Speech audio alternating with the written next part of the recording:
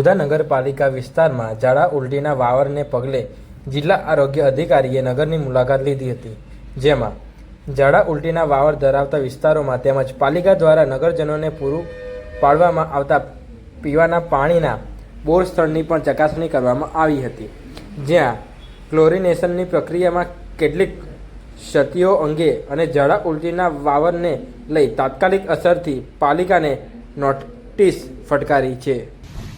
2 દિવસથી મહુધા નગરપાલિકા વિસ્તારની અંદર ઝાડા ઉલટીના કેસોના અમને સમાચાર મળતા હતા। અમારી ટીમ આરોગ્યની કામગીરી કરતી હતી અને એ દરમિયાન કેસીસ લગભગ અમને 29 જેવા કેસ અમારી પાસે રજીસ્ટર થયા છે।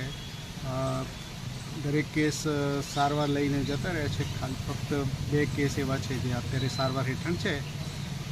નગરપાલિકા વિસ્તારની અંદર આખા વિસ્તારની ચકાસણી કરતાં એમાં પાણીની સપ્લાયનો મુદ્દો ચકાસવામાં આવ્યો છે અને સાથે સાથે સાફ સફાઈ વિશે અને આ બાબતમાં નગરપાલિકાને સૂચન કરવામાં આવશે, જેથી કે આ ઝાડા ઉલટીના કેસ ના તો આ સિઝનમાં ને આવતા સિઝનોમાં બને અને જે તકેદારીના પગલાં અમે સૂચવશું એ પ્રમાણે નગરપાલિકા સાથે વિનંતી રહેશે કે એ લોકો એનો અમલ કરી અને ઝાડા ઉલટીના કેસોમાં અટકાયતી પગલાં લે।